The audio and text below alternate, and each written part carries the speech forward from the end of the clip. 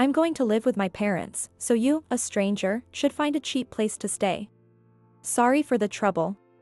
I believed I could be happy, but my husband just used me. I felt betrayed by his parents as well, and it was a huge shock. I realized they still didn't understand their own shortcomings. If they kicked me out, who would pay the bills? I realized there was no point in staying with such people. From that moment, I knew what I had to do. I immediately contacted everyone and started making arrangements. What happened to the appliances? I had a service pick them up. What? The next day, I called a service to remove all the furniture and appliances. My husband was shocked and started to panic. My name is Michelle. I'm 35 years old. Since graduating from college, I've been working from home. I only commute once a month. I'm technically a full-time employee. The company has been very accommodating with my work schedule. That's because I have limited use of my legs. So even in my home, I use a wheelchair to get around. This happened because of a motorcycle accident I had in college. I was hit from behind on the highway and thrown off. When I was in the air, everything felt like slow motion. I remember thinking calmly, "It's over," as I was being thrown. Fortunately, my life wasn't in danger. However, I lost the ability to move my legs freely. I'm still undergoing rehabilitation, but I'll probably never fully recover. I've been living in a wheelchair for many years now. I thought I'd remain single forever. As I came to terms with my condition, I began to feel more at peace. I had always wanted to get married, and that feeling resurfaced. One day, my friends organized a group date for me. That's where I met my husband, Ken. He's 5 years older than me. He looked younger than his age. What surprised me was his behavior. He didn't act like he was 40. To put it nicely, he was very straightforward. He saw me in my wheelchair and asked all sorts of questions without hesitation. How do you eat? What about housework? Can you reach the laundry? Do you work? Can you go to the bathroom by yourself? What about bathing? While others were considerate, Ken showed no such concern. No one had ever done that before, so I felt oddly happy. Most people avoid asking about my legs. But Ken, in his bold manner, asked me everything. Normally, you'd think someone like that is rude, but I was happy. He was genuinely interested in me. We went on several dates after that and eventually started dating. I can be happy with this man, I thought. At that time, he was the only one I saw. And I believed I'd never meet anyone else who would stay with me. So, when he proposed after 6 months, I was overjoyed. But everything changed soon after we got married. We moved in together. We decided to live in my house. Although it's a house, it's actually a rental. It's a bit expensive, but overall, it's comfortable for wheelchair living. The previous tenant probably made it barrier-free. Ken liked the spacious house. Since I spent most of my time at home, I did almost all the housework. Occasionally, when I asked for his help, he'd say, "I'm tired today," and never helped. He wouldn't even assist me with bathing. What? No way, I won't do that. While I could bathe on my own, it took a long time. When I lived alone, a helper came twice a week to assist me with bathing. The other 5 times, I managed on my own, but I couldn't help thinking, it would be quicker if he helped. I spent a lot of time bathing each time. I no longer hired a helper. Ken said it was a waste of money. While bathing, I had a thought. My arms were tired. The bathroom was already barrier-free. That was a key point when I chose the house. However, Ken would bathe first and leave things like the bucket and shampoo on the floor. Picking them up took extra time. Hey, can you think about me when I need to bathe alone? I just want to relax in the bath without thinking. No matter what I said, Ken wouldn't listen. This house is designed for you, isn't it? I moved in for you, so what are you complaining about? You wanted to move in too, Ken. What? When did I say that? This house was where I had been living. So everything was set up for wheelchair living. When I first brought Ken here, he looked at the spacious house and the appliances with excitement. I had spent some money on appliances and furniture. He even said, "I'd like to live here when we get married, but now." These handrails. They're in the way. This place looks like an old person's house. Why would you say that? I should have looked at other houses more. Living together made me realize something. He married me because I had a house and income and could do housework. He did ask a lot about my ability to do housework at the group date.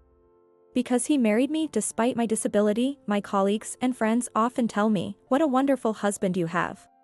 What nonsense. He's just making me do everything, even though I'm disabled. Proof?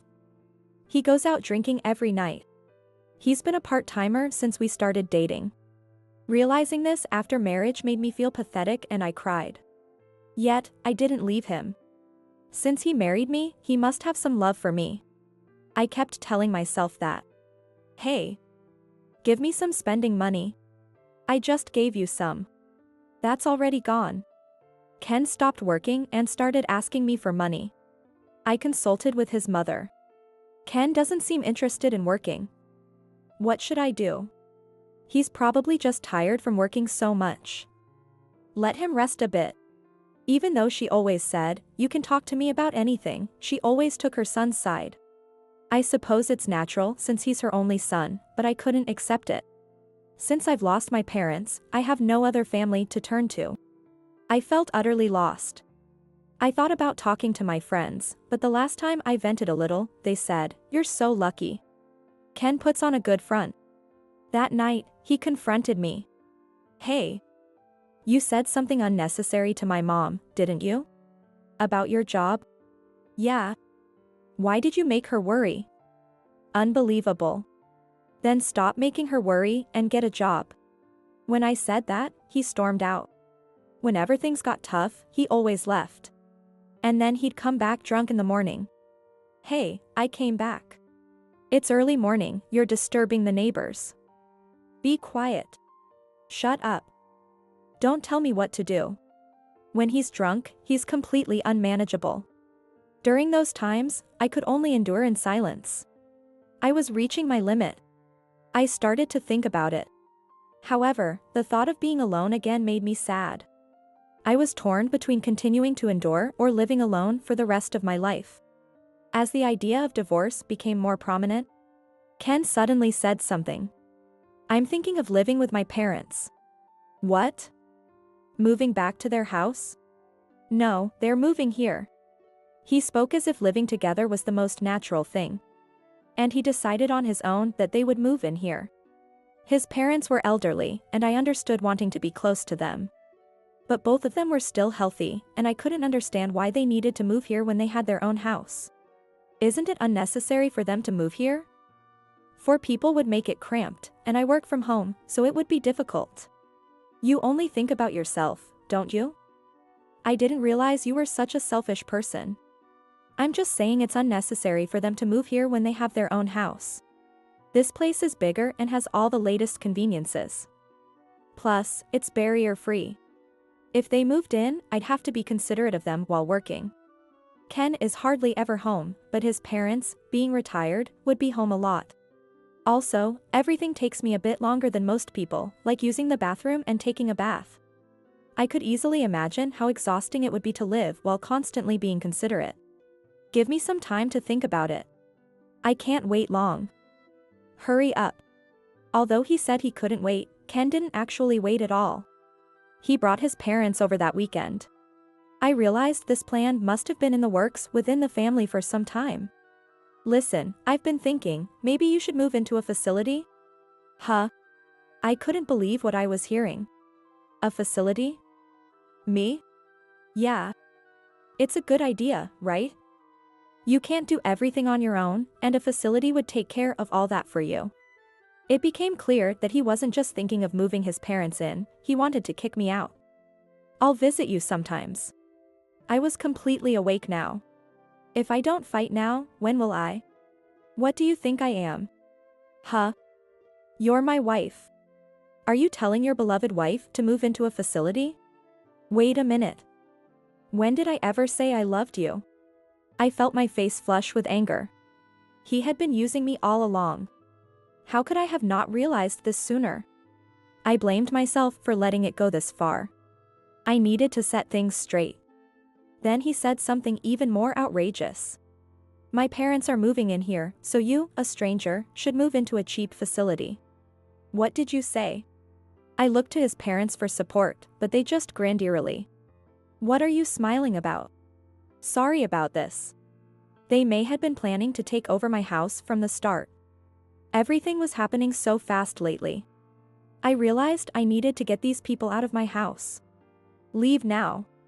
What did you say? Leave immediately. How dare you talk to my parents like that? I saw his true nature. He was yelling at me with a furious expression. If they were so important to him, he should earn money and build a house for them. Why should I let them take my house? My anger boiled over. Ken, it's okay. Michelle is just surprised because we came suddenly. We're just here to check the place out. Yeah, we need to check before moving in. It looks even more convenient with the new appliances since the last time we were here.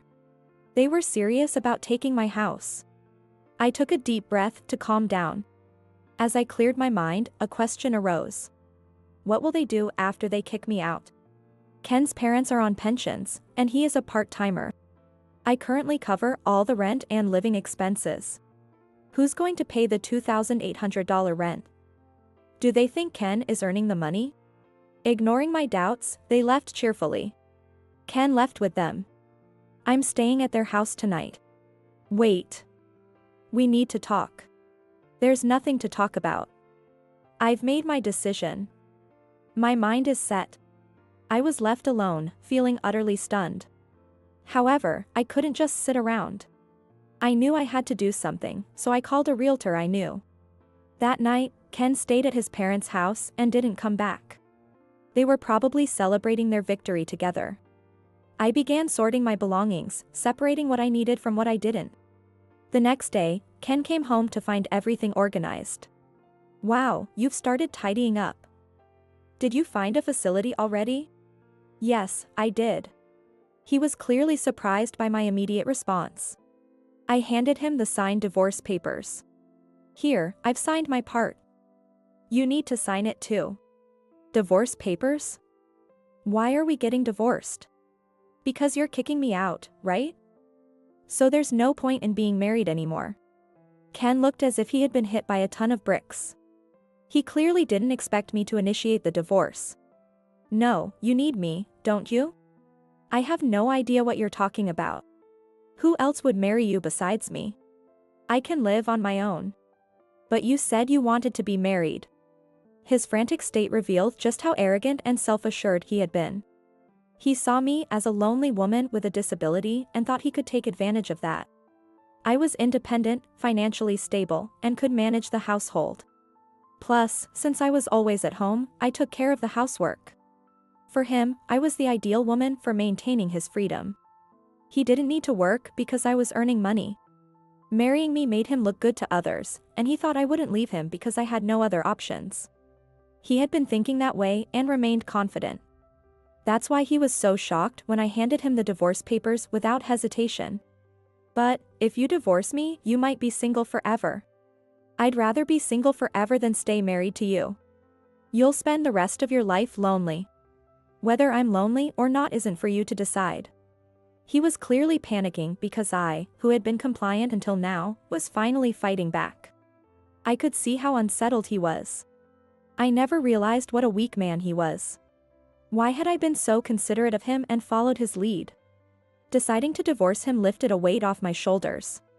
I realized I had been trapped by my desire to be married. Look, there's no need to rush moving out. I didn't mean for you to leave so soon. Oh. Don't worry. I'm giving you exactly what you wanted. Now, hurry up and sign the papers. But you can't find a place to live that quickly. Think it over. I've already arranged for a facility, so it's fine. What? Wait, this is too fast. I watched his constantly changing expressions with a mix of amusement and disdain.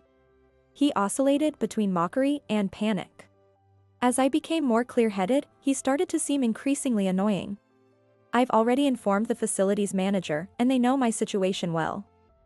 I'll be fine. When did you arrange all this? You've been planning this for a while, haven't you? Yes, even before I met you. In reality, I had already planned for my future and selected a facility. It was more like an apartment than a typical facility. After my injury, I felt uncertain about the future and read various investment books during my hospital stay. That's when I decided to invest in stocks and real estate.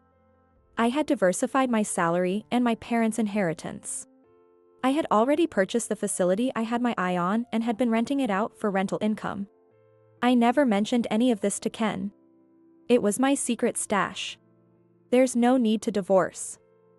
Fine, you can stay here. Let's live with my parents. You really don't understand, do you?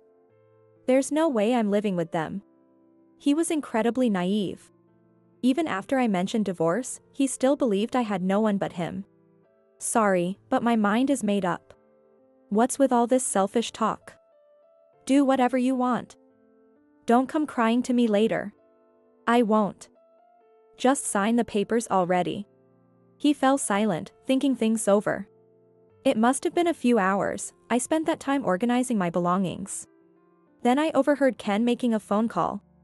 From his tone, it was clear he was talking to his parents. He couldn't even make this decision on his own and had to rely on them. How pathetic. After a while, he came over to me. Fine. I'll divorce you. But once I sign, you'd better leave right away. He reluctantly signed the divorce papers. He probably didn't want to lose his maid, but thought he could rely on his parents for household chores. The house was there, furnished and equipped. At least for now, there were no immediate problems. He had made peace with it and threw the divorce papers at me before heading back to his parents. I'm going to discuss the future with my mom and dad. Start packing. Yes, I'll do that. In a week, I finished moving out. During that time, Ken didn't show up once. The next time we met was a day after I had completed the move. I was about to start my new life in my new place. Ken called me outside the house. Hey. What's going on? The place is empty. What happened to the appliances? I had a service pick them up. What? The next day, I called a service to remove all the furniture and appliances. Ken was flustered and started to panic. His parents were also there. Everything here was mine. I've used these since before we got married. All you have left is in those 3 boxes. There were only 3 boxes left. I had also left the clear storage boxes we had purchased after getting married. Michelle, this is ridiculous. You can't leave us with nothing. Divorce requires splitting assets. Right, we can't live here without anything. What are you talking about? No one can live here. What do you mean? The rent is $2,000 a month. They were stunned. I had already informed Ken about this when we got married. This isn't your own house? No, it isn't. I explained that I had arranged a slight rent discount through a realtor friend. I also informed them that if I moved out, the rent would increase significantly.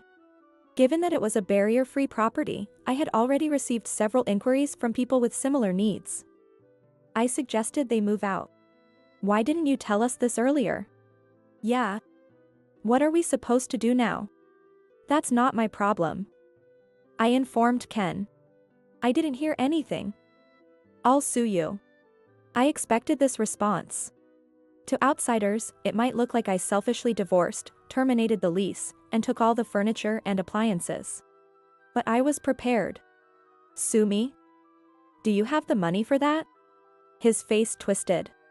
He didn't have the money to hire a lawyer. Even if he could somehow afford it, I had an ace up my sleeve. I handed a few photos to Ken and his parents. When did you take these? The photos showed Ken gambling and spending time with other women. This was all done with my money. I'll use these in court. Ken. What is this? You said everything would be fine. His parents were clearly panicking. What was going on?